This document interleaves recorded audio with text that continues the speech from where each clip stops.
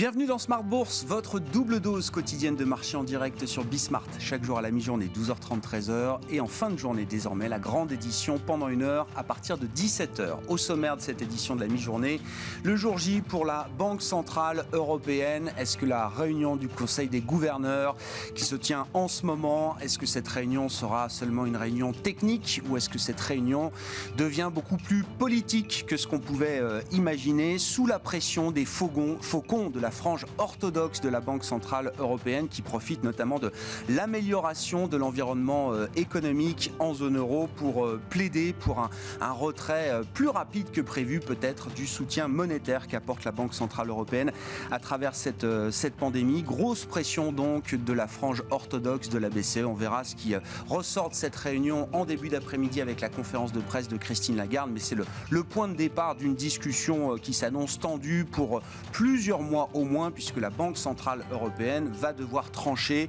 sans doute d'ici la fin de l'année, sur la suite à donner en matière de politique monétaire après la fin du programme d'achat d'urgence qui est censé se terminer en mars 2022. Voilà pour les enjeux de cette réunion. On en parlera plus précisément dans un instant avec François Cabot, économiste chez Barclays, qui sera avec nous par téléphone. Sur les marchés, les investisseurs continuent de garder une attention particulière au sujet chinois, avec Pékin qui met encore un peu plus de pression sur le secteur des jeux vidéo, qui fait partie des secteurs reprogrammés par le pouvoir politique. On avait déjà eu droit aux limitations à 3 heures par semaine pour les mineurs en termes de gaming, de jeux vidéo. Désormais, Pékin demande aux éditeurs de jeux de supprimer les contenus jugés obscènes ou trop violents et d'abandonner également la seule logique de profit. On a vu des poids lourds comme Tencent qui baissait fortement aujourd'hui sur le marché chinois, et l'indice technologique de la bourse de Hong Kong a clôturé en baisse de 4,5% ce matin. Et puis sur le marché parisien, pas mal d'opérations sur capital à signaler ces derniers temps, et notamment aujourd'hui le début de l'OPA sur Iliad, mené bien sûr par Xavier Niel, le propriétaire d'Iliad, la maison mère de Free, qui va donc sortir son groupe de la cote en rachetant les minoritaires à 182 € par action. Une opération qui fait écho bien sûr à celle de Patrick Drahi menée sur Altis l'an dernier. Là aussi, Patrick Drahi avait retiré son groupe Télécom de la cote parisienne.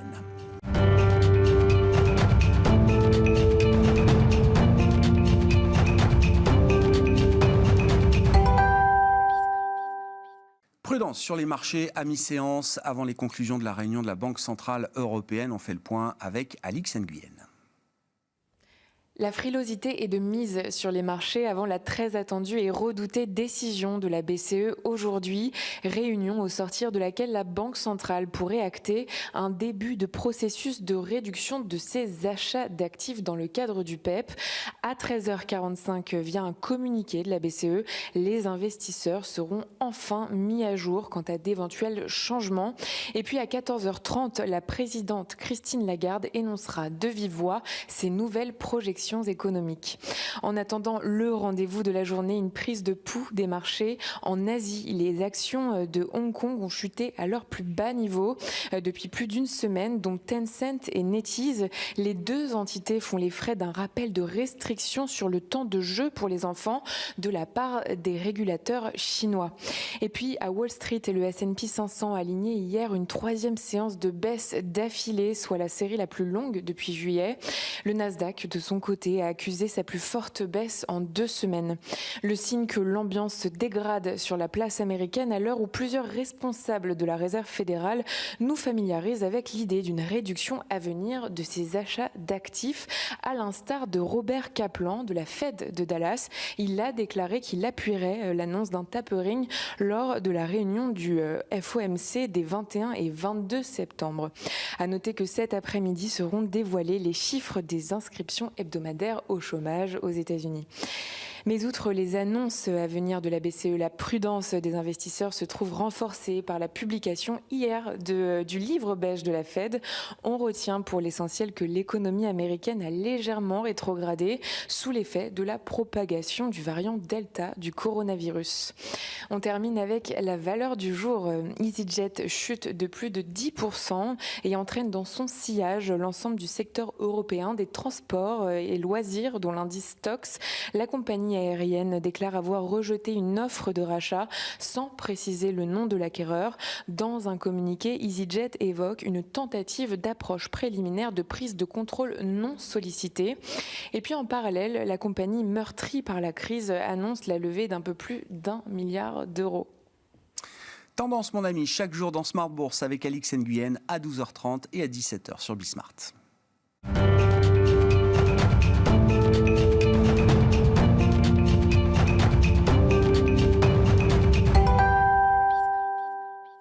Les enjeux de la réunion de rentrée de la Banque Centrale Européenne. On en parle avec François Cabot qui nous rejoint par téléphone depuis Londres, économiste chez Barclays. Bonjour et bienvenue François. Ça aurait pu être une réunion technique, d'ajustement technique du programme d'achat d'urgence pandémique, François, cette réunion de la Banque Centrale Européenne. Les faucons veulent en faire une réunion très politique. On verra ce qu'il en ressort, mais où est-ce que vous placez le curseur justement entre l'aspect technique des achats d'actifs de la Banque Centrale Européenne, puisque c'est le sujet, et le côté très politique, encore une fois. On a vu la pression très forte mise par les faucons ces derniers jours, jusqu'à hier même encore avec une tribune publiée par le gouverneur autrichien Holzmann. Je le dis, en totale infraction avec le code de bonne conduite de la Banque Centrale Européenne qui veut que les gouverneurs ne s'expriment pas pendant une semaine à la veille d'un meeting. François, quels sont les enjeux de cette réunion pour vous ? Non, c'est effectivement ça. Il faut pas se tromper d'enjeu. C'est vraiment l'idée d'avoir une recalibration, un ajustement technique du rythme de rachat du PEPP, effectivement, pour le 4e trimestre. Et pas aller plus loin. Et d'ailleurs, c'est une des raisons, une façon de procéder qui pourrait être répétée après le meeting de juillet, où finalement, après la revue stratégique, le débat a été limité sur l'évolution de la forward guidance, donc du guidage sur les taux après la revue stratégique, alors qu'il y avait plein d'autres enjeux. Ce même titre-là, sur cette discussion-là, sur ce meeting-là, la discussion doit uniquement avoir lieu sur le 4e trimestre et sur le rythme de rachat à ce niveau-là. Et de ce côté-là, pour nous, il y a vraiment un nombre d'arguments à la fois sur le tableau macroéconomique et à la fois sur les conditions monétaires et financières qui justifient totalement ce ralentissement. Et encore une fois, c'est un ralentissement, on va dire une marge d'escalier pour passer de 80 à en gros 60-70 milliards d'achats d'actifs au mois. Mais par contre, effectivement, sans agiter effectivement le drapeau de la fin du jeu, ni jusqu'à mars, ni au-delà de mars, ou a priori, en tout cas selon nous, décembre, c'est beaucoup plus approprié pour parler de ce sujet-là. Au regard de l'amélioration des conditions macroéconomiques, de la vigueur de la reprise en zone euro, avec peut-être au cours de ce 3e trimestre un pic en termes de croissance, de reprise qui est en train d'être atteint par les économies de la zone euro, au regard également des conditions financières toujours très amples, très souples, avec des taux qui restent évidemment très bas, même s'ils ont remonté un petit peu, on reste dans un environnement de taux négatifs bien sûr et très faible en zone euro. Tout ça peut justifier, vous dites, une marge d'escalier à la baisse en termes d'achat d'actifs d'urgence, ce qui ne modifierait pas le réglage accommodant de la politique monétaire en zone euro, François. Absolument. On va dire pour n'en citer qu'un, qui joue à la fois sur les deux tableaux, c'est-à-dire la nécessité de continuer le rythme de rachat et en même temps l'indication que l'économie se porte mieux, qui va certainement attirer beaucoup d'attention sur ce meeting, c'est la prévision d'inflation à moyen terme. On s'attend à une révision à la hausse de l'ordre de 10 à 20 BP. La prévision de juin était à 1,4, donc ça fait du 1,5, 1,6 en moyenne pour 2023. Donc ça veut dire que d'une part, selon nous, cette révision est tout à fait justifiée parce que la croissance se porte mieux, avec notamment le 2e trimestre qui a surpris à la hausse assez largement. Donc ça veut dire aussi que l'output gap fondamentalement est réduit par rapport à ce qu'il était estimé en juin.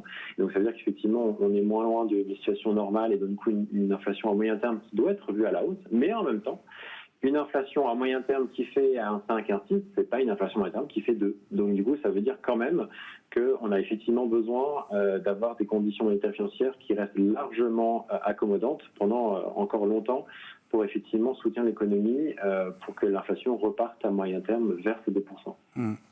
Est-ce qu'il y a un risque de quiproquo? Parce que, évidemment, alors pour l'économiste que vous êtes, on comprend bien l'enjeu technique du point de vue des marchés. Et d'ailleurs, c'est intéressant parce que je crois que dans son ECB Preview, Barclays, vous l'écrivez, François, et les équipes de Barclays l'écrivent.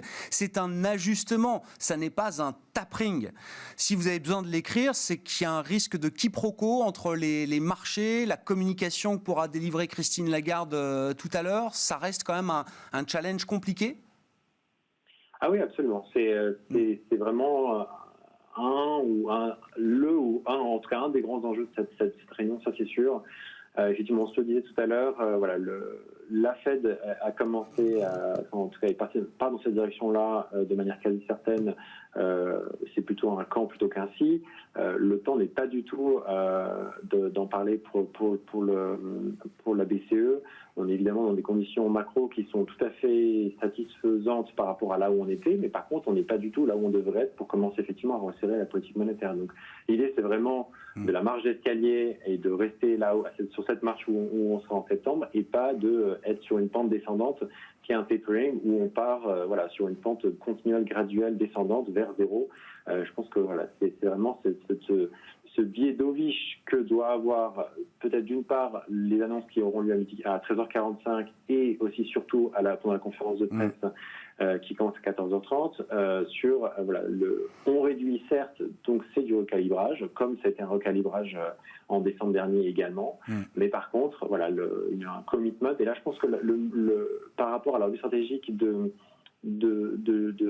juillet, c'est vraiment l'idée de la persistance qui va être importante, je crois. Là, on a vraiment la forêt guidance qui était à la fois sur si on a un choc fort, si on a un choc externe, une réponse très forte de la politique monétaire, donc c'est le force rule, et à côté on avait soit c'est force rule, soit c'est persistance. Et donc là je pense que c'est vraiment l'aspect de persistance et de nécessité d'avoir une politique monétaire accommodante pendant longtemps, qui va être remis, qui met sur le devant de la scène. Ça peut être fait de plusieurs façons, mais je pense que la façon la plus crédible de le faire et la plus simple, qui devrait mettre tout le monde d'accord, c'est revenir dans le détail sur ces prévisions d'inflation à moyen terme, où on va bien se rendre compte qu'avec un objectif symétrique à 2%, si la BCE est à un 5, un 6 en 2023, on n'y est vraiment pas. Et c'est d'ailleurs pour ça que en décembre, ça va être intéressant de voir où la BCE se positionnera pour 2024, où elle étendra son horizon de prévision. Oui, la réunion de décembre qui sera sans doute la réunion importante en matière de décision. Si on essaye de se projeter un petit peu, alors pour l'instant ce ne sont que des hypothèses, mais vous l'avez dit, le PEP court jusqu'en mars 2022, donc le programme d'achat d'urgence pandémique qui va être recalibré un peu à la baisse. On parle de 60-70 milliards peut-être d'achats mensuels sur le quatrième trimestre. On est autour de 80 milliards en moyenne sur le troisième trimestre.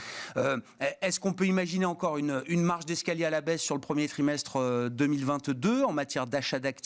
Et qu'est-ce qui se passe en avril 2022?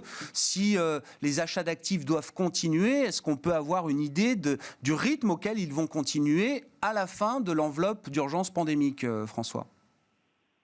Oui, tout à fait. Je pense que il peut y avoir effectivement marge d'escalier en décembre, avec par contre l'engagement effectivement d'avoir un rythme de rachat encore tout à fait décent, de l'ordre d'une soixantaine de milliards par mois pour l'ensemble de l'année 2022. Donc, on prévoit de notre côté effectivement un recalibrage avec un PEPP qui s'arrête en mars, mais dont le flambeau est repris par le programme classique, donc l'APP, avec une enveloppe totale pour 2022 de l'ordre de 700 milliards. Donc, c'est-à-dire qu'on a effectivement un rythme de rachat qui frôle autour de 50-60 milliards par mois. Et donc, effectivement, un engagement de ce côté-là de la politique monétaire de maintenir effectivement un biais accommodant pour éviter effectivement une réaction de marché qui viendrait détériorer les conditions monétaires et financières au moment même où, il faut se le rappeler, la Fed elle-même commencera son tapering. Donc il faut quand même faire attention à ce séquençage entre ce qui va se passer du côté US et ce qui va se passer du côté Europe, où je pense que la BCE sera d'autant plus attentive effectivement à maintenir un biais accommodant et quand la Fed se mettra effectivement à réduire son rythme de rachat. Les autres éléments clés, on en a déjà parlé d'une part, c'est l'inflation et comment est-ce qu'elle va en 2024. Effectivement, en conjecturant, là, on a un peu du mal à voir comment est-ce que même en 2024, on pourra avoir une inflation à 2%, tout en sachant que la forward guidance implique qu'on ait une inflation à 2% dès un peu avant, si elle voulait commencer à normaliser. Bien avant la fin de l'horizon de prévision. Exactement, ce serait plutôt fin 2023. Ouais, c'est ça. Après, Et puis après, il y a l'autre élément, je pense, qui est à prendre en ligne de compte, qui est assez nouveau, et intéressant en même temps. C'est ce que disait Philippe Lane dans une interview il n'y a pas si longtemps que ça, sur les rythmes d'émission des États. Oui. Et donc là, effectivement, décembre tombe bien parce que ça veut dire que ça tombe après les soumissions et validations des budgets d'État auprès de la Commission, pour 2022 en tout cas, donc avoir un rythme effectivement qui est cohérent par rapport à ça. Et d'ailleurs, ça maintient en filigrane cette volonté de la BCE de soutenir l'ensemble de l'économie, donc évidemment les conditions monétaires et financières pour le secteur privé, avec notamment la question du financement via les banques, mais également évidemment les États, et donc là-dessus c'est sûr que c'est un peu un nouvel élément et qui je pense va être déterminant pour déterminer le rythme de rachat pour 2022. La BCE n'a pas le droit explicitement de financer les États, mais vous l'avez dit, le chef économiste de la BCE lit de plus en plus ouvertement, explicitement justement, le montant des achats d'actifs de la BCE pour 2022 au montant des déficits souverains, au montant des dettes souveraines qui seront émises en 2022. C'est une corrélation qui va être très forte, sans doute. Voilà, tout à fait. En tout cas, c'est un élément qui apparaît surprenamment explicite dans son discours.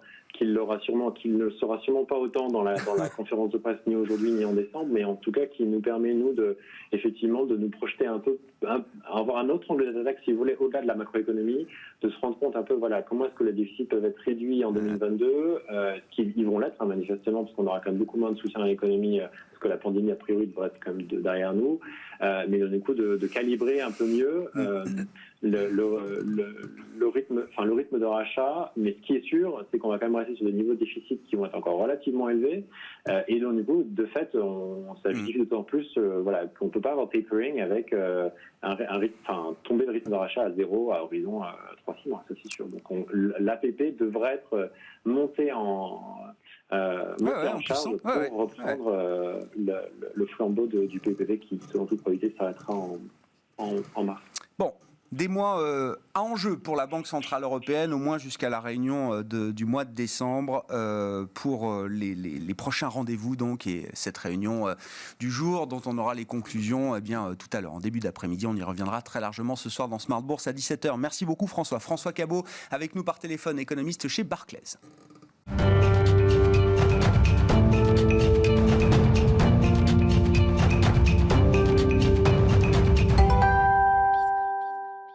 Et revenons aux enjeux de marché avec Franklin Pichard à mes côtés en plateau, le directeur général de Kipling Finance. Bonjour Franklin. Bonjour Grégoire. Bienvenue. Bon, on a décrypté les enjeux en matière de politique monétaire. On voit d'ailleurs que cette réunion de la BCE, il y a la réunion de la Fed en fin de mois, gèle un certain nombre d'initiatives sur le marché. En tout cas, ça peut expliquer pourquoi est-ce qu'effectivement le CAC 40 flotte un peu. On s'est vu il y a 15 jours et on faisait le constat que 6650 points, à peu près le niveau où on se trouve encore aujourd'hui, c'est les niveaux qu'on avait il y a 3 mois, mi-juin. Le parcours des indices et de l'indice parisien, c'est un peu le parcours l'itinéraire d'un enfant gâté. Magnifique. C'est magnifique. Ah, oui. Non, c'est vrai que par conséquent, c'est un outil et un instrument un petit peu exigeant aujourd'hui qui a beaucoup de sensibilité vis-à-vis des événements exogènes auxquels on est confronté. Vous venez de citer, et c'est vrai qu'on l'écrit tous les jours, on attend la BCE, la Fed, on attend les grands argentiers.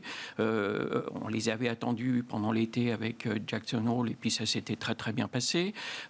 On est dans un niveau de valorisation où en plus les indicateurs économiques commencent à être un petit peu mitigés. On voit que le coronavirus se réinvite un petit peu dans l'économie. On l'a vu aux États-Unis avec des révisions en baisse de la croissance. On est dans un marché où les investisseurs se disent, en plus on est dans une période où on n'a plus de publications. C'est vrai. Donc, comme à chaque fois, septembre en plus est historiquement un mauvais marché, un mauvais mois pour les marchés. Donc les investisseurs, les opérateurs l'ont dans un coin de leur cerveau en se disant qu'au septembre, il n'y a pas grand-chose à attendre en général de la bourse et sont d'autant plus sensibles et beaucoup plus nerveux que d'habitude en cette période de l'année. Ouais, effectivement, on voit beaucoup plus d'attentisme, moins de conviction, et puis voilà, une progression linéaire qui a été un petit peu arrêtée, mise en pause pour l'instant, avec un CAC qui ne fait plus grand-chose, effectivement, et on est toujours sur les niveaux qu'on pouvait observer mi-juin pour l'indice parisien. Si on rentre un petit peu dans le détail justement de la cote, il y a alors un secteur qui vous intéresse aujourd'hui, c'est le secteur des médias. Plusieurs dossiers intéressants, dossiers chauds dans le secteur des médias. Il y a déjà le dossier Lagardère, puis on parlera aussi du dossier M6 avec la fusion TF1-M6 qui semble être en bonne voie. On regarde des dernières déclarations hier du président du CSA. Mais sur le dossier Lagardère, qu'est-ce qui vous intéresse, Franklin ? Écoutez, aujourd'hui, on sent que le dossier Lagardère est très mal aimé. On a vu Bernard Arnault qui est sorti, le JDD ce week-end avec Arnaud Lagardère qui dit que non, tout va bien avec Bernard Arnault. On a un petit peu de mal à le croire. Hein. Mais derrière il est sorti de la holding d'Arnaud Lagardère, Bernard Arnault. Voilà. Et en contrepartie, en compensation, il s'est un peu renforcé au capital de l'entreprise Lagardère. Exactement. Et donc, on est dans une situation où Lagardère a tout approuvé. C'est vrai que Le Monde citait et titrait sur l'inventaire de Lagardère quasiment avant disparition. On est dans un environnement où aujourd'hui ce titre entre 20 et 21 euros n'est pas cher payé. Or, il y a malgré tout de très belles choses au sein de Lagardère et on mérite de s'intéresser à ce dossier parce qu'on a un félin qui est quand même en embuscade derrière, qui s'appelle Vincent Bolloré, et qui a les qualités d'un félin, c'est de savoir patienter, d'être en embuscade et de bondir le moment venu, mais il a pour lui le temps, la patience et l'argent. Donc je pense que sur des dossiers où c'est ce dont on parlait à l'instant, quand on ne sait pas trop quoi faire, on regarde des dossiers un peu plus longs. Ouais. Ce sont des dossiers qui n'intéressent pas trop les fonds, les hedges et autres, parce que ça va passer vite. Mais un investisseur particulier qui voit un petit peu plus loin, qui veut des titres et des opportunités pour rentrer sur des titres, Lagardère autour de 20-21 euros, c'est plutôt un bon pari. C'est à mettre, c'est à garder au chaud, c'est à mettre au frigo pour quelques temps, mais c'est quelque chose à mettre de côté. C'est vraisemblablement quelque chose qui sortira par le haut. Ça mettra peut-être 3 mois, 6 mois, enfin 3 mois je pense pas, mais 6 mois, 9 mois, 1 an peut-être. Mais en tout état de cause, je pense que c'est pas de l'argent perdu et c'est pas du dead money, c'est quelque chose qui ressortira par le haut et qui peut être entré dans les portefeuilles. Et vous dites, pour certaines catégories d'investisseurs, finalement, c'est des dossiers qui demandent trop de patience, d'une certaine manière. Oui, c'est ça. C'est-à-dire que d'une part, si vous regardez le flottant de Lagardère, c'est autour de 20%, je crois, aujourd'hui. Donc les gros Barnum, les Spieler, les fonds d'investissement et les hedges, pour eux, c'est trop long. Ils se sentent un peu à l'étroit pour rentrer sur des dossiers comme ça, parce qu'ils pensent toujours à la sortie en cas de pépin, et donc ils ne s'intéressent pas véritablement à ces dossiers-là. Ouais. L'autre dossier, effectivement, c'est M6. Alors là aussi, j'imagine qu'il faut avoir un peu de temps devant soi. Le sujet étant la fusion TF1-M6, évidemment, annoncée avec fracas, en tout cas, voilà, faisant les gros titres il y a quelques mois. Tout le monde prédisait que ça allait être un dossier compliqué, long, du point de vue de la concurrence notamment, 12-18 mois au moins pour aboutir. On a déjà des premiers signaux positifs de ce point de vue-là. Oui, je pense que vous faites allusion aux déclarations du président du CSA qui a dit qu'il voyait plutôt de bon augure cette opération. Il a dit opération jugée naturelle et compréhensible. Voilà, donc si ça, c'est pas un blanc-seing, c'est plutôt bienveillant comme plutôt bienveillant. De départ, ouais. Côté concurrence, on n'est pas très inquiet non plus. Les groupes ont préparé en amont cette opération. Il y aura des cessions de chaînes pour pas être en situation de monopole. Donc ça aussi, ça ne devrait pas poser un véritable problème. Le troisième aspect intéressant et qui est le plus surprenant peut-être, ce sont les politiques qui ne se sont absolument pas exprimés. On n'a aucun commentaire, que ce soit de la gauche à la droite. Aucun n'est intervenu pour dire qu'il fallait surtout pas faire ça, que c'était un non-sens, etc., etc. Donc visiblement, le mariage se présente bien. En cas d'échec, le risque sur M6 est quand même plus faible parce que parallèlement à tout cela, on assiste pendant la pandémie à une recrudescence de l'audience sur les chaînes et M6 en a bien participé, qu'aujourd'hui donc les rentrées publicitaires sont au rendez-vous, qu'M6 est une chaîne dynamique, que aussi bien TF1 que M6, mais on parle plus d'M6 parce que si on devait acheter, c'est M6 qu'on achèterait. On a une sous-valorisation de ces titres-là qui est notoire et manifeste, et que par conséquent, dans ce contexte-là, avec tout ce qui se passe, on pense que là aussi, les investisseurs institutionnels ne sont pas venus sur le dossier. On ne voit pas M6 qui prend et qui progresse comme il devrait le faire, parce que, de toute façon, on parle de l'été 2022 dans le meilleur des cas. Donc là aussi, les investisseurs qui sont de plus en plus impatients, Edge, institutionnels et certains particuliers, trouvent qu'il y a peut-être des risques potentiels et des obstacles sur cette durée qui font qu'il sera toujours temps de rentrer dedans une fois que les uns et les autres se seront prononcés. Le problème, c'est que quand ils se seront prononcés, il sera peut-être déjà trop tard. Oui, c'est ça. Alors que là, c'est maintenant qu'il y a une vraie asymétrie intéressante sur M6, parce que si on joue l'opération, c'est bien M6 qu'il faut avoir. L'opération n'est pas du tout reflétée dans le cours de bourse d'M6 aujourd'hui. Elle n'est pas reflétée. Et bon, là aussi, pourquoi M6 ? Parce que si jamais par une circonstance extraordinaire, l'opération ne se faisait pas, RTL Group a quand même dit qu'il voulait vendre cette participation. Donc si ce n'est pas TF1, ils remettront ça sur le marché et ce sera un dossier qui, et je le dis bien, qui parallèlement à l'activité intra du groupe qui est très bonne en ce moment, comme l'ensemble des audiences des chaînes TV, et mérite de s'intéresser à cela. Bon, voilà pour les médias, Lagardère, M6. Et puis, il y avait un petit mot à dire aussi alors d'un sujet un peu technique, mais ça nous ramène d'ailleurs à Vincent Bolloré, avec la mise en bourse d'Universal Music Group et la distribution des actions aux actionnaires aujourd'hui de Vivendi. La cotation est prévue à Amsterdam. C'est quoi le sujet technique avec ceux qui vont détenir justement, qui vont se retrouver, donc actionnaires de Vivendi, qui se retrouveront demain aussi actionnaires de titres Universal? Alors, effectivement, quand on cherche, on entend tout. Je suis allé voir aussi sur le site de Vivendi. Il y a le siège de la société, UMG, qui est en Californie, et la place de cotation, qui est Euronext Amsterdam. Alors certains disent, on a des exemples contradictoires de sociétés qui peuvent rester éligibles dans le PEA, d'autres qui ne peuvent pas. C'est ça l'enjeu. C'est un peu ça l'enjeu. On voit qu'Holcim cote sur Euronext, mais qu'on ne peut pas les avoir. Lafarge Holcim, on ne pouvait plus les avoir dans les PEA. On voit que d'autres titres qui sont cotés sur Euronext et qui peuvent rester à l'intérieur d'un PEA. Donc c'est un petit peu flou. Les forums n'arrivent pas à déterminer qui dit la vérité, éligible, pas éligible. Mais au-delà de tout ça, ce qui va être intéressant, c'est que en termes tactiques, l'introduction c'est le 23 septembre. Vous risquez d'avoir à ce moment-là, quelle que soit la configuration, est obligé de vendre des titres UMG, ou simplement parce que le niveau sur lequel ça va être introduit, autour de 40 € par exemple, serait sous-évalué.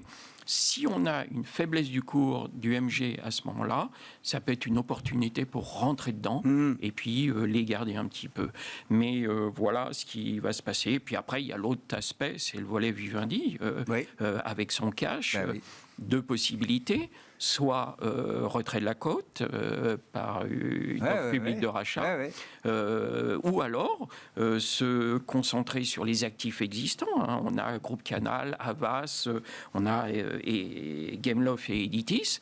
Et là, avec tout ce cash qui va être engrangé, on parle de 6,5 milliards avec Mediaset qui va dégager à nouveau du cash, repartir sur des opérations structurantes qui nous ramènent à la Gardère, et puis également peut-être à Sky, et recréer un grand pôle autour de Canal+ et Sky dans la télévision payante.